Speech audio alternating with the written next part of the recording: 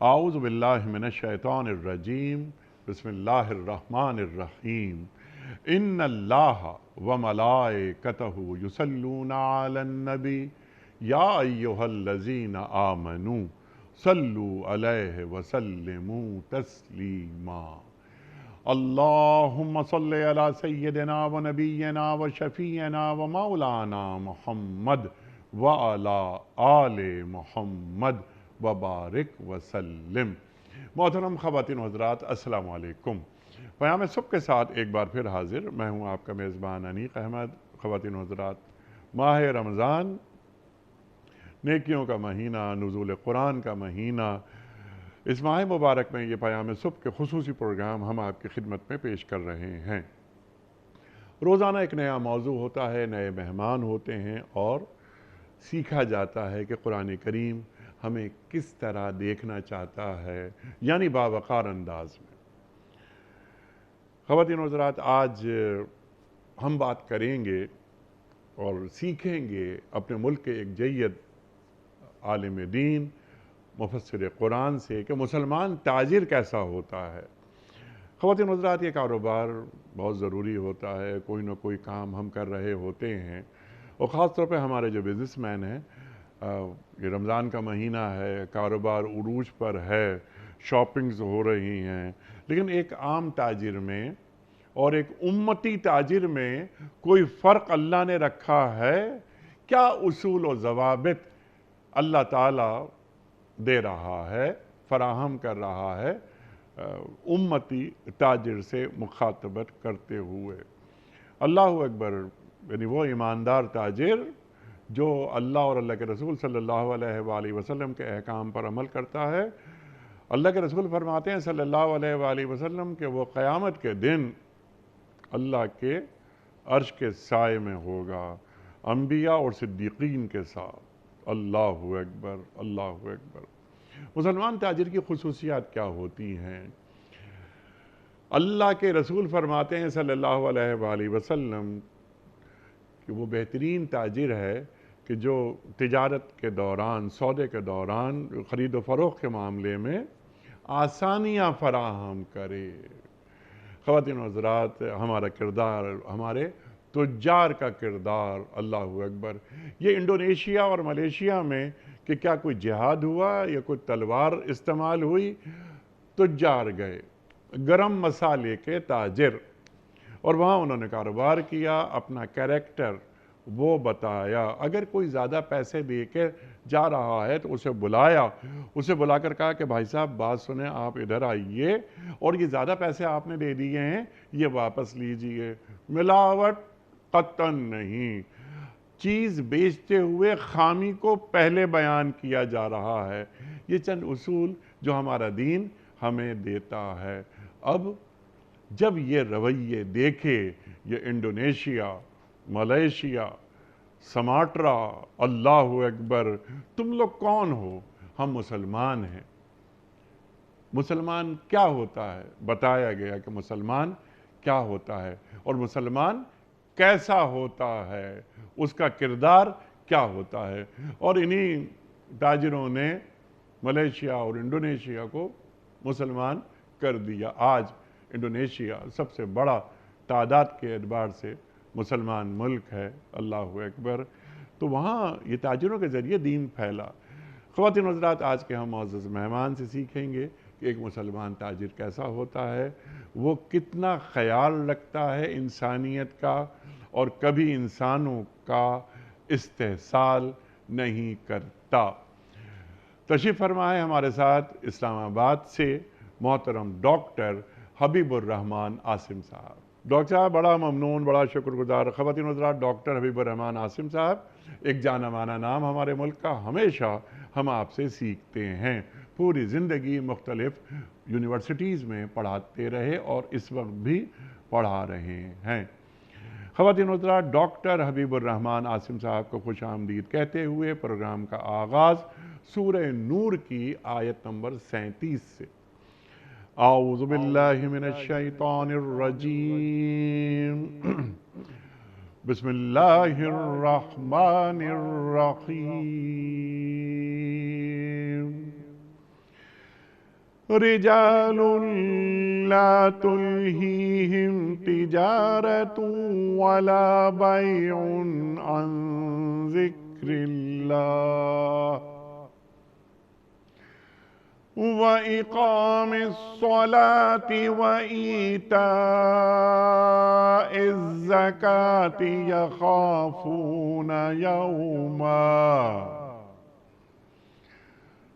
يخافون يوما تتقلب فيه القلوب والأبصار وإقام الصلاة وإيتاء الزكاة يخافون يوما تتقلب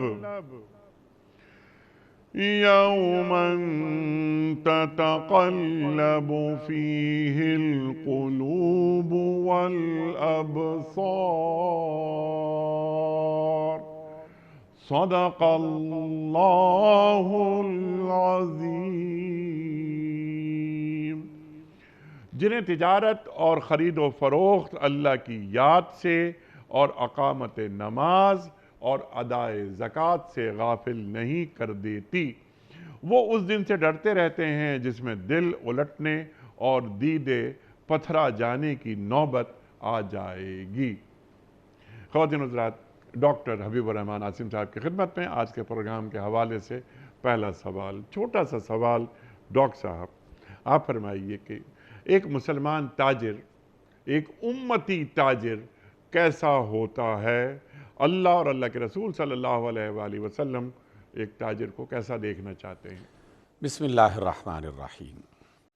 شکریہ انیق بھائی، آپ نے ایک بہت ہی اہم موضوع کا آج انتخاب کیا ہے، جس کی ضرورت یقیناً ہمیں ہے اور رہنی بھی چاہیے، کیونکہ جس طرح کی صورتیں ہم دیکھ رہے ہیں وہ بہت ہی افسوسناک اور دل کو اذیت پہنچانے والی صورتیں ہمیں دکھائی دیتی ہیں۔ ایک مسلمان تاجر کے لیے پہلی بشارت تو یہ ہے کہ اللہ اور اس کے رسول صلی اللہ علیہ وسلم عمومی طور پر ہر مسلمان اور ہر مومن کو محنت کرنے والا اور خون پسینہ ایک کر کے اپنا رزق تلاش کرنے والا اور رزق حلال تلاش کرنے والا وہ دیکھنا چاہتے ہیں۔ اللہ اور اس کے رسول ایک کاہل، سست، دوسروں کے سامنے ہاتھ پھیلانے والا، دوسروں کے رزق پر نگاہیں رکھنے والا اور ان کی طرف سے کوئی مدد مل جائے اس کے لالچ میں بیٹھ رہنے والا ایسے کسی شخص کو پسند نہیں کرتے۔ اسی وجہ سے رسول اللہ صلی اللہ علیہ وسلم کی ایک بڑی معروف حدیث جو یقیناً بہت بڑی تعداد میں لوگوں کو یاد ہے، اکثر ٹی وی ریڈیو پہ اس کا ذکر ہوتا رہتا ہے، الکاسب حبیب اللہ۔ جو بھی کمائی کرنے والا، محنت کرنے والا، جدوجہد کرنے والا ہے، اللہ تعالیٰ اسے محبوب رکھتا ہے، اسے پسند کرتا ہے۔ اس لیے کوئی ایک دن بھی آپ صلی اللہ علیہ وسلم کی حیات طیبہ سے یہ نہیں ملتا کہ آپ علیہ السلام نے کھانا کھانے کے لیے کسی کے سامنے ہاتھ پھیلانے کی دعوت دی ہو یا خود کبھی اس پر عمل کیا ہو۔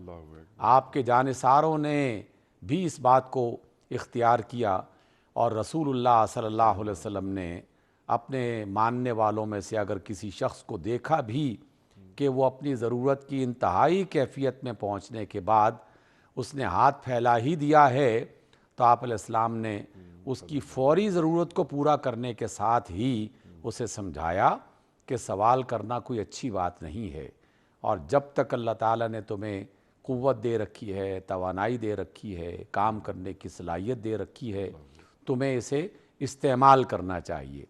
انیق بھائی، ہم نے کئی بار آپ کی اس مجلس میں اس بات کا ذکر بھی کیا اور سنا بھی، جو سب جانتے ہیں، لیکن یہ کہاوت کے طور پر یا کہانی کے طور پر نہیں، یہ اصول کے طور پر ہمیں بتایا جا رہا ہے کہ جب آپ صلی اللہ علیہ وسلم نے اس شخص کو جس کے گھر کے برتن بیچ کر کلہاڑی اور رسی تھمائی تھی اور اس سے کہا تھا کہ جاؤ جنگل سے لکڑیاں کاٹ کے لاؤ اور اسے بازار میں بیچو اور اس سے رزق حلال کماؤ تو یہ کہانی نہیں ہے، یہ اصول ہے ایک مسلمان زندگی بسر کرنے کے لیے۔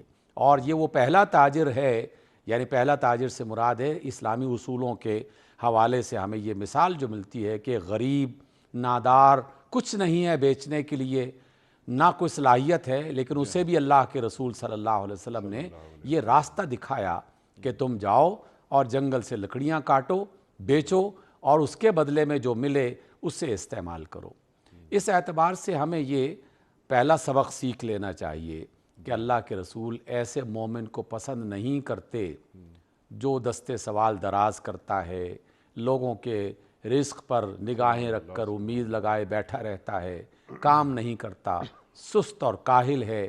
تو سب سے پہلی بشارت تو یہ ہے کہ تاجر کم از کم میدان میں اترا تو ہے، کہ اس نے رزق کمانے کے لیے اپنی محنت، اپنا وقت، اپنا سرمایہ لگا کر اس کام کو اختیار کرنے کا ارادہ کیا۔ دوسری بات کہ صرف رزق کمانا کوئی بڑی بات نہیں ہے، اور رزق حاصل کرنے کے ہزارہا ذریعے ہیں۔ دنیا میں کروڑوں لوگ ایسے ہیں جو حرام طریقوں سے رزق حاصل کر رہے ہیں اور کرتے رہے ہیں۔ سرزمین عرب جہاں آپ علیہ السلام کو مبعوث کیا گیا، وہاں کے بہت سارے قبیلے اور قافلے والے اور وہاں کے مقامی لوگ باقاعدہ راہزنی کیا کرتے تھے، اور راہزنی ان کا پیشہ تھا۔ ان کا کام یہی تھا کہ کوئی قافلہ جا رہا ہے یا آ رہا ہے، اس پر حملہ کرو اور اس کے مال پر قبضہ کرو، اور یہی ان کے لیے رزق حاصل کرنے کا ایک ذریعہ تھا۔ ایک دوسرا ذریعہ جوا کھیلنا، ایک تیسرا ذریعہ کسی بھی آزاد کمزور آدمی کو پکڑ کے اسے بازار میں غلاموں اور کنیزوں کی طرح بیچ دینا۔ اس طرح کے اقدامات، راہزنی اور بدکاری کے راستے کو اختیار کرنا، اور یہ آج بھی موجود ہیں۔ موجودہ زمانے کے ترقی یافتہ ممالک تک یہ کرتے رہے ہیں اور کر رہے ہیں۔ اس اعتبار سے رزق کمانا کوئی بڑا مسئلہ یا بڑا کام یا کمال نہیں ہے۔ رسول اللہ صلی اللہ علیہ وسلم کے ماننے والوں کا یہ امتیاز ہونا چاہیے کہ جب وہ رزق کماتے ہیں تو پہلا کام تو انہوں نے یہ کیا کہ ہاتھ پھیلانے کے بجائے محنت کرنے کا ارادہ کیا۔ اس کی بشارت اللہ نے انہیں دی، اس کے رسول نے دی۔ اور دوسرا کہ اس نے رزق نہیں کمانا بلکہ جائز اور حلال طریقے سے رزق کمانا ہے، اور سچائی کی بنیاد پر اس نے رزق کمانا ہے، اور امانت کی بنیاد پر اس نے رزق کمانا ہے۔ آپ نے جس حدیث کو بیان فرمایا ہے اس میں یہی دو باتیں بیان کی گئی ہیں۔ رسول اللہ صلی اللہ علیہ وسلم نے یہ ارشاد فرمایا تھا کہ التاجر الصدوق الامین مع الانبیاء والشہداء والصدیقین، کہ وہ قیامت کے روز جو امانت دار تاجر ہے، جو سچا تاجر ہے، وہ انبیاء کے ساتھ ہوگا، یعنی اپنے مقام کے اعتبار سے شہداء کے ساتھ ہوگا۔ یہ بڑی سعادت ہے کہ نبیوں کے محلے میں رہ رہا ہے، رسولوں کے محلے میں، اور صدیقین اور شہداء کی بستی میں اللہ تعالیٰ اسے جنت میں جگہ دے رہا ہے۔ یہ کوئی معمولی بات ہے، بہت بڑی بات ہے جو اہل ایمان کو عطا کی گئی ہے، لیکن شرط ہے صادق یعنی سچا ہونا اور امانت دار ہونا۔ یہ رسول اللہ صلی اللہ علیہ وسلم نے خود اختیار کیا۔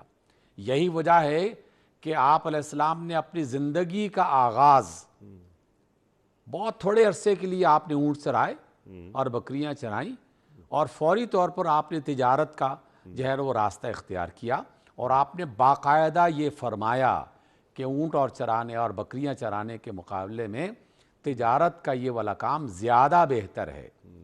اور بعد میں بھی آپ کی روایات سے یہ بات ملتی ہے کہ آپ نے فرمایا اللہ کی طرف سے برکتوں کا نزول ایک تاجر اور تجارت پیشہ افراد پر زیادہ ہوتا ہے، اللہ کی طرف سے زیادہ برکتیں اسے میسر آتی ہیں۔ تو اس اعتبار سے یہ بشارتیں ہیں اہل ایمان کے لیے، بشرطے کہ وہ صادق اور امین ہو۔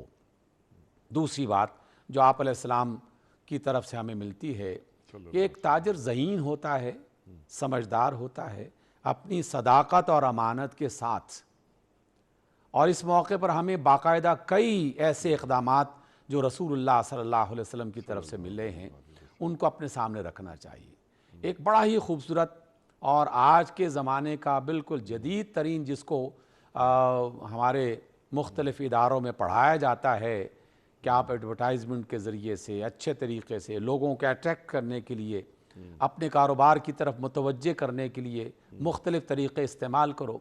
آپ صلی اللہ علیہ وسلم نے باقاعدہ اس کی طرف ایک اشارہ کیا۔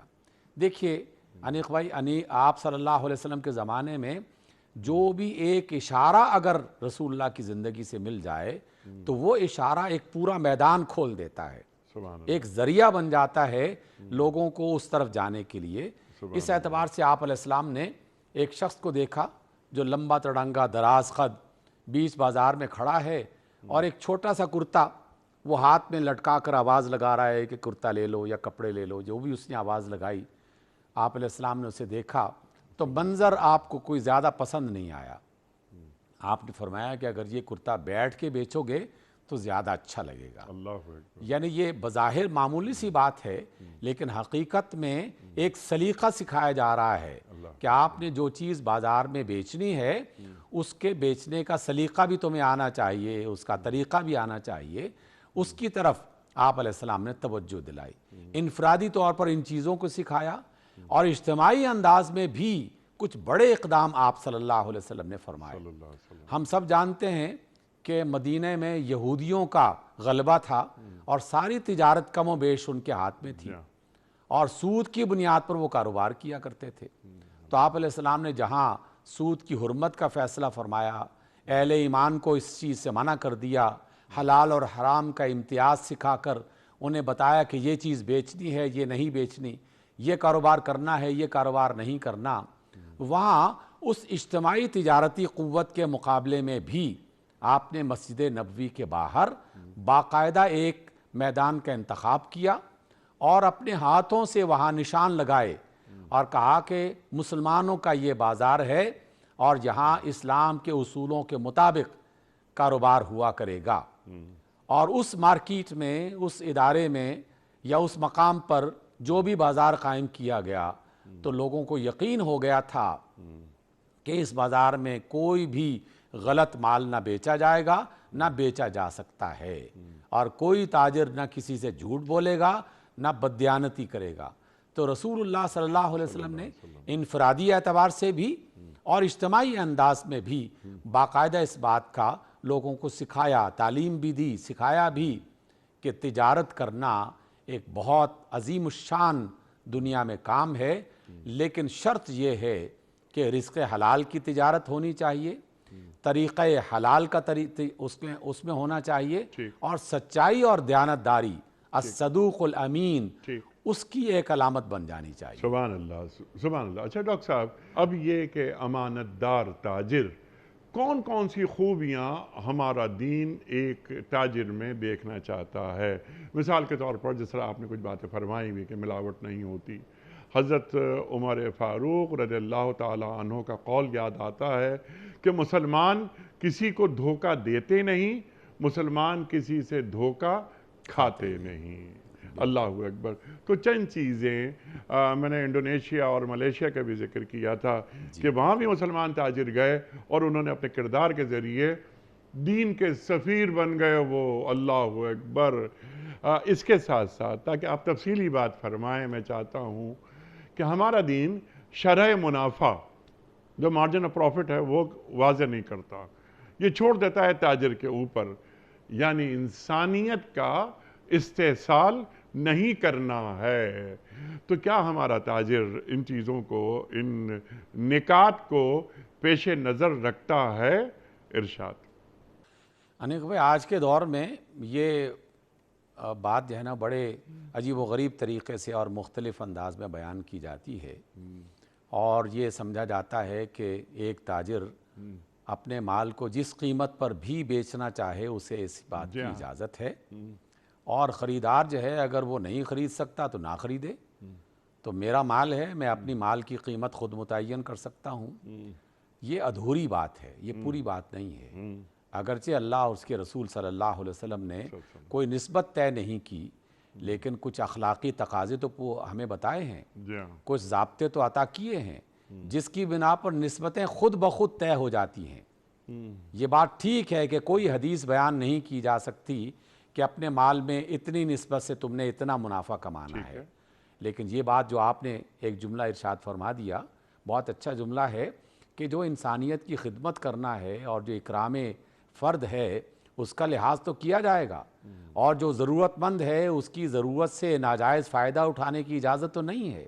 ٹھیک ہے، ایک شخص بیمار ہے اور آپ کے پاس اس کی دوا ہے اور بیمار کے پاس خریداری کی طاقت نہیں ہے، تو کیا اب بھی مجھے اس بات کا باقاعدہ اذن ہے، اجازت ہے کہ میں اس دوا کی جو قیمت لگانا چاہوں لگا دوں؟ ایسا نہیں ہے۔ پوری تاریخ اسلام اور رسول اللہ صلی اللہ علیہ وسلم کی حیات طیبہ، اصحاب گرامی کا عمل یہ بتاتا ہے کہ انسانیت کا احترام، انسانیت کی ضرورت اور انسانیت کے لیے سہولت فراہم کرنا، یہ وہ بنیادی اصول ہیں جنہیں ہر وقت اپنے سامنے رکھنا چاہیے۔ اور اس کی بنیاد پر تو ہمیں یہ بات ملتی ہے، جیسے آپ نے اشارہ بھی کیا، اور یہ رسول اللہ کے زمانے میں اور بعد کے خلافت راشدہ کے زمانے میں اس کی کئی مثالیں ہیں کہ ایک شخص نے اپنا کوئی مال، اپنا گھوڑا بیچنا چاہا، خریدار نے اس کی قیمت متعین کر دی کہ میں آپ کو اتنے پیسے دوں گا۔ جو بیچنے والا ہے وہ خود آگے بڑھ کے کہتا ہے کہ جناب آپ نے زیادہ قیمت لگا دی، یہ گھوڑا اتنے پیسوں کا نہیں ہے، اس کی قیمت یہ نہیں ہے۔ یہ قیمت تاجر کب کم کرتا ہے؟ اس وقت کم کرتا ہے کہ جب وہ انسانیت کی خیر اور فلاح کا اپنے ذہن میں ایک تصور رکھتا ہے کہ میں پیسے کمانے کے لیے میدان میں نہیں اترا، میں خیر و فلاح کو عام کرنے کے لیے اسے ایک ذریعہ بنا رہا ہوں۔ جہاں مجھے رزق اپنی ذاتی ضرورت کو پورا کرنے کے لیے ملے گا، وہاں اسلام کی اشاعت کے لیے، دین کا تعارف پیش کرنے کے لیے، ایک مسلمان کی پہچان بتانے کے لیے یہ ایک وسیلہ بنے گا۔ اس لیے ایک مسلمان تاجر، جو آپ نے انڈونیشیا، ملائیشیا اور اس کے آس پاس کے علاقوں کی مثال دی، اس طرح کی بہت ساری مثالیں ہمیں کئی مقامات پر ملتی ہیں کہ فلاں شخص اس آدمی کے ساتھ معاملہ کرنے کے بعد مسلمان ہو گیا، یا اس نے اپنے غلط راستے کو چھوڑ کر صحیح راستہ اختیار کر لیا کہ اس کے ساتھ جس مسلمان نے معاملہ کیا تھا وہ بہت ہی نکھرا، ستھرا، بہترین معاملہ تھا۔ تو ہمارا کردار، ہمارا بیہیویئر، ہمارا رویہ، وہ ان تمام تقاضوں کو متعین کرتا ہے اور انہی سے ضابطے بنتے ہیں۔ تو یہ بات کہہ کر اجازت نہیں دی جا سکتی کسی کو کہ یہ میرا مال ہے اور میں جب چاہوں اس کی جو قیمت بتانا چاہوں اور بتا سکتا ہوں، میں اس کا مالک ہوں اور میں جو چاہوں وہ کر سکتا ہوں۔ نہیں جناب، حالات کے تقاضوں کے مطابق وہ اس بات کا باقاعدہ پابند ہے کہ وہ ضرورت کے مطابق لوگوں کے ساتھ اپنا تعلق قائم کرے۔ انیق بھائی، یہ ہم ایک حدیث اکثر بیان کرتے رہتے ہیں کہ رسول اللہ صلی اللہ علیہ وسلم نے فرمایا کہ وہ شخص مسلمان نہیں ہو سکتا، مومن نہیں ہو سکتا جو خود پیٹ بھر کے کھائے اور اس کا پڑوسی بھوکا رہے۔ تو ہم اس کو سرسری انداز میں نظر سے گزار دیتے ہیں اور بیان کر دیتے ہیں۔ کیا یہ باقاعدہ ایک ضابطہ متعین نہیں کر رہا کہ رزق میرا ہے، خوراک میرے پاس ہے، میں اپنی ضرورت کے مطابق جتنا استعمال کر رہا ہوں، مجھے اس کی اجازت ہے، میں نے اپنا پیٹ بھر لیا، بس کافی ہے، کیونکہ مال میرے پاس ہے، کسی اور سے مانگ تو نہیں رہا۔ لیکن اللہ کے رسول نے کیوں کہا کہ وہ مومن نہیں ہو سکتا کہ اگر وہ اس بھوکے کو نہ کھلائے جس کے پاس کھانے کی جو ہے وہ چیز موجود نہیں ہے، وہ ضرورت پوری نہیں کر پا رہا، اور تمہارے پاس اس کی ضرورت کو پورا کرنے کا اہتمام موجود ہے۔ اور کیا اللہ کے رسول صلی اللہ علیہ وسلم کے زمانے میں اور آپ کی حیات طیبہ میں کئی ایسے واقعات نہیں رونما ہوئے؟ آپ علیہ السلام نے اس قوم کا تعارف کروایا اور خوش ہو کر اس کی تعریف فرمائی کہ فلاں قبیلے والے بہت اچھے لوگ ہیں، کہ جب کبھی قحط پڑتا ہے، تنگ دستی ان پر آتی ہے، تو پورے قبیلے والے اپنے پورے قبیلے کا مال ایک جگہ پر جمع کر لیتے ہیں اور پورے قبیلے میں اس کی ضرورت کے مطابق اسے تقسیم کرتے ہیں۔ یہ باقاعدہ واقعات میں ملتا ہے، اور اسی کے حوالے سے، اسی کے ضمن میں تعلیمات آگے بڑھتی ہیں، اور آپ نے بھی کئی بار اس کا ذکر کیا، ہم نے بھی کیا، دوبارہ کرنے کو جی چاہتا ہے کہ جب پوچھا گیا کہ یا رسول اللہ ہم اللہ کی راہ میں کیا خرچ کریں، تو فرمایا قل العفو، اللہ کی طرف سے حکم آ گیا کہ جو باقی بچ گیا ہے خرچ کر دو۔ اس کا مطلب یہ ہے کہ مسلمان تاجر ہو یا غیر تاجر، ہمارے تصور دین میں مال کا وہ تصور نہیں ہے جو ایک سرمایہ پرست، زردار اور دولت کے پجاری کے ذہن میں ہوا کرتا ہے۔ ایک مومن، انسانیت کی بھلائی کرنے والا، اپنی ضرورتوں کو پوری کرنے والا، اپنی زندگی کو ایک باغیرت انداز میں اور اپنی عزت اور وقار کی حفاظت کرتے ہوئے وہ گزارتا ہے، نہ کسی کے سامنے ہاتھ پھیلاتا ہے، لیکن پھیلے ہوئے ہاتھ پر کچھ مال رکھ دینا، اس کی مدد کر دینا، اسے اپنی سعادت سمجھتا ہے، سبحان اللہ۔ اسے اپنا تفاخر نہیں سمجھتا، اپنی سعادت سمجھتا ہے، اللہ تعالیٰ کی طرف سے برکت کا اسے ذریعہ سمجھتا ہے، اپنے مال میں اضافے کا اسے ذریعہ سمجھتا ہے۔ اللہ اکبر، سبحان اللہ، سبحان اللہ۔ لیکن تفاخر کی بنیاد اللہ کسی اور چیز کو بتاتا ہے۔ جی اچھا ڈاکٹر صاحب، اب یہاں کچھ باتیں آپ نے جو بات فرمائی اس حوالے سے، کیونکہ الخلق عیال اللہ، تمام مخلوق اللہ کا کنبہ ہے، تو اس خدائی کنبے کا استحصال نہیں ہوگا، تاجر نہیں کرے گا۔ آج لاکھوں تاجر ہمارے پاس ہیں، پاکستان میں رمضان کا مہینہ جاری ہے۔ اگر ایک شخص 1000 کی چیز 4000 میں دے رہا ہے تو وہ ذہین آدمی نہیں ہے، وہ عیار آدمی ہے، وہ شاطر آدمی ہے۔ ایک ایسے شخص کو جو کہ عیار ہوتا ہے، شاطر ہوتا ہے، ہم الفاظ کا استعمال غلط یوز کر لیتے ہیں کہ جناب والا یہ آدمی بہت ذہین ہے۔ انسان کو دھوکہ دینے والا انسان ذہین ہو سکتا ہے؟ نہیں ہو سکتا۔ یُسِرُونَ عَلَىٰ أَنفُسِهِمْ وَلَوْ كَانَ بِهِمْ خَصَاصَۃٌ۔ اللہ اکبر، دین تو یہ بتا رہا ہے، قرآن تو یہ بتا رہا ہے، تو ایک عیار اور شاطر آدمی کو ہم ذہین آدمی کہہ دیتے ہیں، نمبر 1۔ نمبر 2 ڈاکٹر صاحب، میں چاہتا ہوں اس پہ ذرا آپ لمبی گفتگو فرمائیے۔ ایک تاجر یا دنیا کا کوئی بھی شخص، موضوع آج کا تاجر ہے اس لیے تاجر، اگر ایک چیز 1 لاکھ کی چیز 5 لاکھ میں بیچ رہا ہے، گھما پھرا کر، بہت اچھی گفتگو کر کے، باتوں میں لگا کر، ایک کہانی اسے سنا دی اور بیچ دی، انسانیت کا استحصال کیا، شرح منافع، مارجن آف پروفٹ اس نے زیادہ کیا۔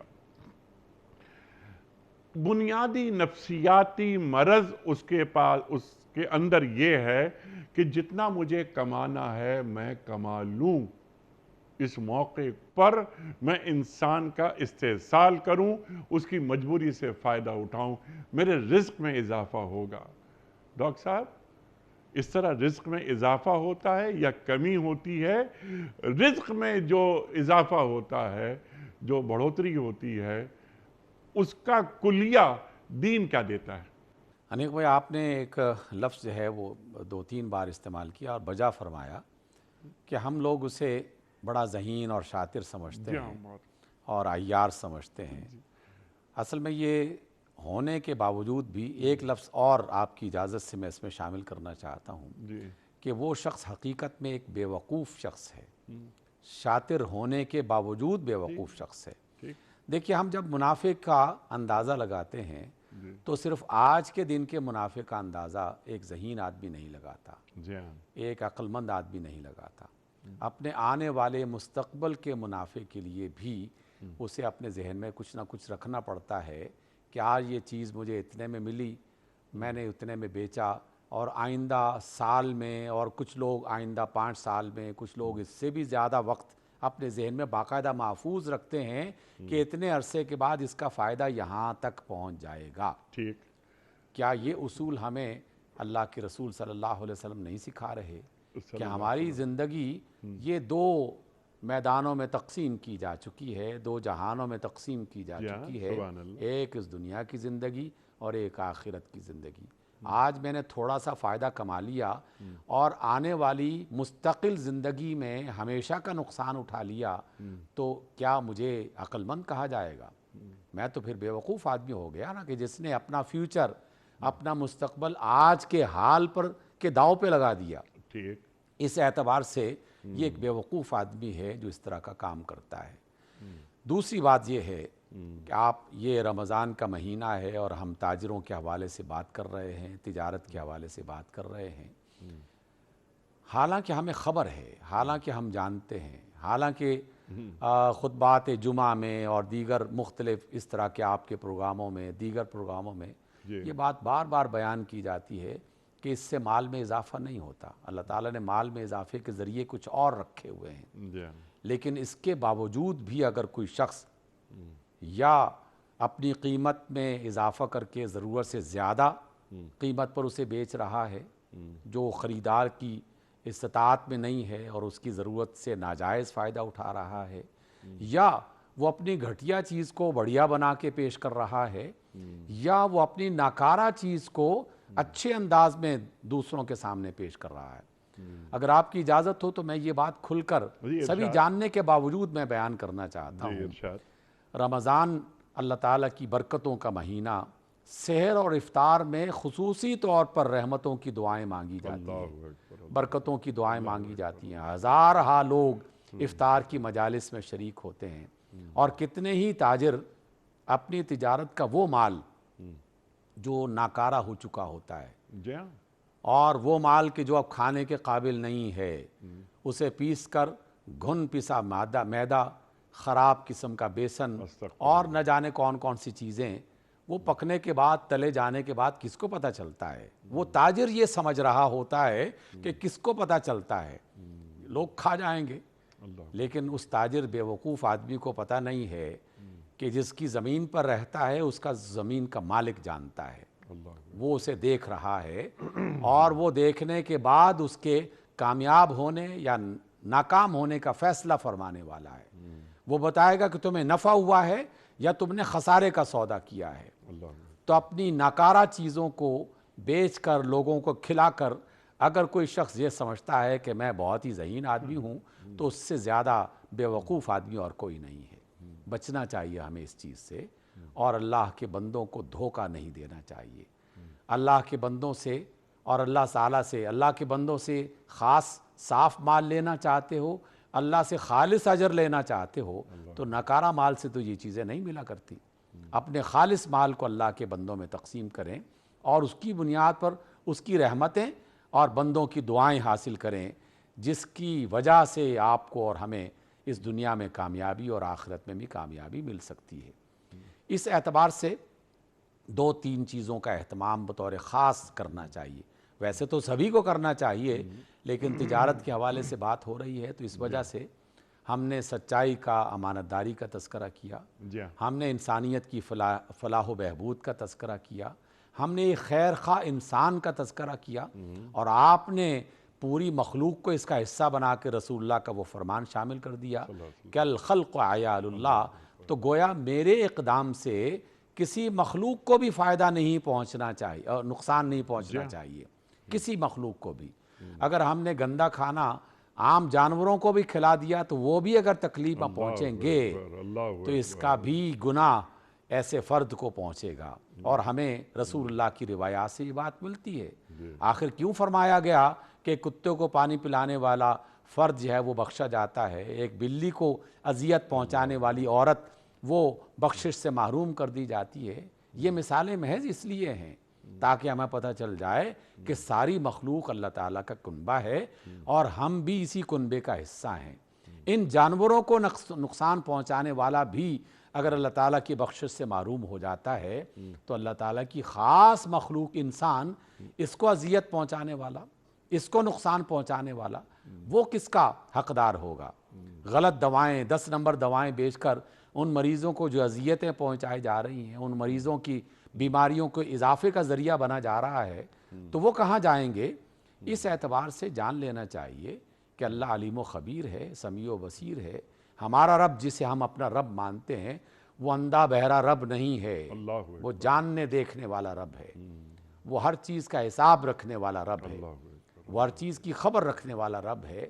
تو اللہ تعالیٰ کے سامنے جو بھی کام کیا جائے، جو بھی عمل پیش کیا جائے، اسے بالکل خالص، صاف ستھرے انداز میں ہونا چاہیے۔ سبحان اللہ، سبحان اللہ۔ اچھا ڈاکٹر صاحب، اس کے ساتھ ساتھ ایک میں چاہ رہا تھا کہ آپ برکت کے حوالے سے بھی ہمیں تعلیم کیجئے۔ آپ یہ لوگ جو ایک خود کو ذہین سمجھتے ہیں، عیار سمجھتے ہیں، یہ شاطر لوگ ہیں، جو آپ نے بات فرمائی کہ یہ احمق ہے، یہ بے وقوف لوگ ہیں، لیکن ایک جو کانسیپٹ ہے اس کو ذرا واضح ہونا چاہیے کہ اگر میں خدا نہ خواستہ دھوکے کے ذریعے عوام کا استحصال کرتا ہوں، ایک انسان کا استحصال کر رہا ہوں اور کچھ میں کما لیتا ہوں، یہ پیسے میرے پاس آنے تھے، میرے رزق میں اضافہ ہونا تھا، لیکن حلال ذرائع سے ہونا تھا۔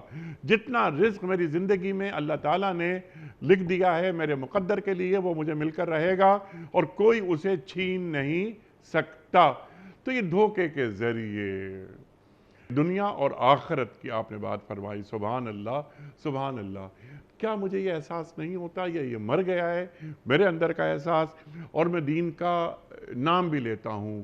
یہ آپ بات فرما رہے ہیں ڈاکٹر صاحب ہمارے بازاروں کی، ان مارکیٹس میں ہم دیکھتے ہیں، آپ دیکھتے ہیں، ہمارے محترم ناظرین دیکھتے ہیں کہ وہ شخص جو اس وقت شاپنگ سینٹرز میں استحصال کر رہا ہے انسانیت کا، اس کی نمازیں بھی پوری ہیں، وہ تراویحیں بھی پڑھ رہا ہے، وہ روزہ بھی رکھ رہا ہے، وہ زکوٰۃ بھی دے رہا ہے، لیکن کیا فہم دین اس پر واضح نہیں ہو پا رہا کہ یہ رزق یہ حرام، میں جس طرح آپ نے فرمایا کہ یہ سیزن ہے اور خراب چیز بھی نکال دو، یہاں پٹی ہوئی چیز بھی اس مہینے میں نکل جاتی ہے۔ آخری بات اس سلسلے میں، ہمارے جو مسیحی بھائی کرسمس کنسیشنز چلتے ہیں، رعایتیں ہوتی ہیں، ہم یہ کیا کر رہے ہیں؟ یعنی ہمارا تاجر، یہ مسلمان تاجر، یہ متقی تاجر، یہ اللہ اور اللہ کے رسول صلی اللہ علیہ وآلہ وسلم سے محبت کا دعوے دار تاجر، اس کے اعمال کیا ہیں ڈاکٹر صاحب؟ انیق بھائی، شیطان کا کام یہ ہے کہ وہ عمومی طور پر انسان اور خاص طور پر مسلمان، اس کی آنکھوں کو اندھا کرتا ہے اور دل کو مردہ کرنے کی کوشش کرتا رہتا ہے۔ ایسا نہیں ہے کہ یہ لوگ جو اس طرح کے کام کر رہے ہیں جن کا تذکرہ آپ نے کیا وہ جانتے نہیں ہیں، جی ہاں، وہ جانتے ہیں، باقاعدہ اس بات کا اعلان کرتے ہیں، لوگوں سے ذکر کرتے ہیں۔ جو شخص 5 وقت کی نماز پڑھتا ہے، جمعے کا خطبہ سنتا ہے، کیا اس نے زندگی میں کبھی نہیں یہ سنا ہوگا کہ اللہ کے رسول کس طرح کے تاجر کو پسند کرتے ہیں، کون سی تجارت حلال ہے، کون سی حرام ہے؟ اس کا مطلب یہ ہے کہ وہ جانتا ہے، لیکن لالچ، ہرس، جو شیطان کے تیر اور اس کے جال ہیں، اس کی بنا پر دل مردہ ہو جاتا ہے، آنکھیں اندھی ہو جاتی ہیں، ٹھیک، پھر جانتے بوجھتے آدمی اسی راہ پہ چل پڑتا ہے جو ہلاکت کا، بربادی کا راستہ ہے۔ اس وجہ سے اسے یہ جان لینا چاہیے کہ اس کی مثال ایسے ہی ہے کہ جیسے کسی شخص نے بالکل صاف ستھرا تر و تازہ کھانا کھایا اور اس کے بعد زہر کی ایک چٹکی بھی ساتھ ہی کھا لی۔ اب اس کے بعد وہ یہ توقع کرتا ہے کہ میری صحت اچھی ہو جائے گی اور میں ایک توانا شخص بن جاؤں گا، تو نادانی کے علاوہ اور کیا کہا جا سکتا ہے اس شخص کو؟ ٹھیک، اور بے وقوف آدمی کے علاوہ اسے کیا کہا جا سکتا ہے؟ جان لیجئے، اور سب سننے والوں اور بیان کرنے والے، میں اپنے آپ کو بھی اس میں شامل کرتے ہوئے، ٹھیک، کہ اللہ رب العزت نے جو تعلیمات ہمیں عطا کر رکھی ہیں، ان تعلیمات کے مطابق زندگی گزارنا ہی اصل زندگی ہے۔ اور اسلام یہ مکمل بنتا ہے تب کہ جب ان تمام چیزوں کو اکٹھا کر کے ساتھ لیا جائے۔ نماز پڑھ کے اپنے ماتھے پہ سجدوں کے نشان بنا کر دنیا میں ممکن ہے عزت مل جائے، شہرت مل جائے، لوگوں میں نیک نامی مل جائے، لیکن ارادہ اگر یہ ہے کہ میں اس کی آڑ میں اپنی تجارت چمکاؤں گا، اپنے نام کی بنیاد پر میں لوگوں میں اپنا کام بڑھاؤں گا، تو یہ اس کی تجارت نہ بڑھ رہی ہے، نہ اس کی عزت میں اضافہ ہو رہا ہے۔ وہ ایک فریب میں مبتلا شخص اللہ تعالیٰ کو ناراض کر رہا ہے، اس کی برکتوں سے محروم ہو رہا ہے۔ اس لیے نماز ہمیں اللہ پر اعتماد کرنا، اللہ کے حکموں کے سامنے جھک جانا، یہ سبق دے رہا ہے، اور دکان پر بیٹھ کر اس کو عمل میں لا کر باقاعدہ اس بات کا ثبوت فراہم کیا جاتا ہے۔ سجدے میں کہا جاتا ہے کہ اللہ تو سب سے بڑا ہے، تو ہی سب کچھ سنتا ہے۔ رکوع میں بتایا جاتا ہے، رکوع کے بعد سمجھایا جاتا ہے کہ وہی ساری دعائیں سنتا ہے، وہی رب ہے۔ یہ ساری چیزیں اس نے وہاں صرف بیان کی، تو وجہ پڑھی۔ کیا ہے ڈاکٹر صاحب؟ کا کوئی فہم دین کا مسئلہ ہے؟ فہم دین کا کچھ مسئلہ ہے، یقیناً اس سے انکار نہیں کیا جا سکتا۔ اگر یہ مسئلہ نہ ہوتا تو ہم یہ پروگرام نہ کر رہے ہوتے، بالکل اس لیے کہ فہم دین باقاعدہ ایک غلط ٹھیک ہے، فہمی۔ تو اس کا علاج کیا ہے؟ اس کا علاج 2 طریقوں سے ہے کہ جو دین کو پھیلانے والے ہیں ان سے گزارش ہے کہ وہ اللہ کے دین کو پورے دین کے طور پر پہنچائیں، سبحان اللہ، انہیں صرف ایک جز نہ سمجھائیں، پورا دین سمجھائیں، پوری تصویر دکھائیں۔ اور اللہ کی پوری کتاب اور رسول اللہ صلی اللہ علیہ وسلم کے حیات طیبہ کے پورے اوراق سارے ابواب ان کے سامنے پیش کریں۔ دوسری درخواست اپنے آپ سے بھی، میں اپنے دل اور ضمیر سے بھی یہی التجا کرتا ہوں اللہ تعالیٰ سے دعا کرتے ہوئے کہ جب ہم یہ جانتے ہوئے لوگوں کو بتا رہے ہیں تو کم از کم ہمارے عمل سے بھی یہ ثابت نہ ہو، یہ اندازہ نہ ہو، بلکہ میں اس جملے کو تبدیل کرنا چاہوں کہ ہمارے عمل کو بھی بالکل اس کے پابند ہونا چاہیے جو ہم بیان کر رہے ہوتے سبحان ہیں۔ اللہ۔ تو جو بھی مبلغین ہیں، جو بھی داعیان حق ہیں، جو بھی اللہ کا پیغام پہنچانے والا فرد ہے، وہ کسی بھی حیثیت کسی بھی کیفیت میں ہے، اسے چاہیے کہ وہ اپنی زندگی کے کردار کو سامنے پیش کرتے ہوئے اللہ کے اس پیغام کو لوگوں تک یا ایھا الذین آمنوا لما تقولون ما لا تفعلون کبر مقتا عند اللہ ان تقولوا ما لا تفعلون۔ اللہ اکبر، کہ اے لوگو جو ایمان کے دعوے دار ہو، وہ بات کیوں کہتے ہو جس پہ تم خود عمل پیرا نہیں ہوتے؟ اللہ کو یہ بات بہت ناگوار گزرتی ہے۔ تو گفتار اور کردار ڈاکٹر صاحب کیا اہم نکتہ آپ نے بیان فرمایا۔ ڈاکٹر صاحب پروگرام کا وقت کیونکہ اب ختم ہوتا جا رہا ہے تو میں 2 سوال آپ کی خدمت میں رکھنا چاہ رہا ہوں۔ ہمارے پاس اس سوسائٹی میں یہ ایک مصیبت ہے، اور پاکستان، اسلامی جمہوریہ پاکستان میں ایک کارٹل ہو جاتا ہے، بن جاتے ہیں کچھ، ایک مارکیٹ کو مونوپلائز کر دیا جاتا ہے چند ہاتھوں میں۔ میں رائس کا کام کر رہا ہوں، کوئی شوگر کا کام کر رہا ہے، وغیرہ وغیرہ، 8 10 12 15 جو بڑے بڑے لوگ ہیں، جو بزنس ٹائکونز ہیں، وہ کیا کرتے ہیں کہ وہ ریٹ ایک طے کر لیتے ہیں، اب اس ریٹ کو ہم یہاں تک پہنچا دیں گے۔ تو یا ذخیرہ اندوزی کر لیتا ہے ہمارا تاجر کہ ابھی رک جاؤ اس وقت، اب 15 20 دن 1 مہینے کے بعد اس پروڈکٹ کے ریٹ یہ ہو جائیں گے، تو ہم اس کے ریٹ بڑھا دیتے ہیں۔ اور ایک یہ کارٹل، کیا میں تو اسے سازش کہوں گا کہ ایک سازش، انسانیت سوز یہ حرکت، اس تعلق سے، ذخیرہ اندوزی کے تعلق سے ہمارا دین کیا تعلیم کرتا ہے؟ انیق بھائی، ہم سب جاننے کے باوجود بھی نہ صرف بیان کرنے کے پابند ہیں بلکہ دوبارہ اس پر غور کرنے کے پابند بھی ہیں۔ جو نہیں جانتے انہیں تو بتانا ضروری ہے، لیکن جو جانتے ہیں اور عمل نہیں کر رہے انہیں یہ سمجھانا ضروری ہے کہ یہ باتیں عمل کے لیے ہیں۔ اللہ کے رسول صلی اللہ علیہ وسلم کا بالکل واضح نکھرا ہوا، جس میں کوئی اختلاف نہیں ہے، نہ کسی فقہ میں، نہ کسی جماعت میں، نہ کسی امام کے ہاں، اللہ کے رسول کا فرمان ہے کہ ذخیرہ اندوزی کرنے والا ملعون ہے۔ ملعون کا معنی ہے کہ اس پر اللہ تعالیٰ کی لعنتیں برستی ہیں۔ اب جس پر لعنت برس رہی ہے گویا کہ رحمت سے تو محروم ہے ہی، اللہ تعالیٰ اسے مزید اس مشکل میں ڈال رہا ہے کہ اس کے لیے اعلان فرما رہا ہے کہ اب تم لعنت کے حقدار بن گئے ہو۔ المحتکر ملعون، ذخیرہ اندوزی کرنے والا اللہ تعالیٰ کی لعنت کا حقدار بن رہا ہے۔ ذخیرہ اندوزی کے کئی انداز تھے، آپ نے جو حوالہ دیا یہ ذخیرہ اندوزی کا ایک نیا انداز ہے، اور وہ یہ ہے کہ تاجروں کا ایک گروہ باقاعدہ طے کر لیتا ہے کہ ہم یہ والا مال یہ ہمارے پاس ہی ہے، ہم ہی بناتے ہیں، یا ہمارے پاس اس کے خزانے ہیں اور ہم ہی مارکیٹ میں اس کو لے کے آتے ہیں، ہم اس کو اس وقت تک میدان میں نہیں لائیں گے، مارکیٹ میں نہیں لائیں گے جب تک اس کی قیمت یہ نہیں ہو جائے گی، یا ہم خود اس کی قیمت یہ طے کر دیں اور اس کے بعد اس کو چھپا دیں۔ گویا کہ ذخیرہ اندوزی ہی کا یہ ایک دوسرا ایک روپ ہے، ایک شکل ہے جس کی بنا پر منوپلی قائم کر دی جاتی ہے۔ ہر چیز میں ہم یہ اپنی زندگی کی مختصر ترین زندگی میں یہ 15-20 سال کے اندر دیکھا کہ جو پلاٹ چند ہزاروں میں ملتا تھا اب وہ چند کروڑوں میں پہنچ گیا ہے۔ کیا اس کی مٹی سونے کی مٹی بن گئی ہے؟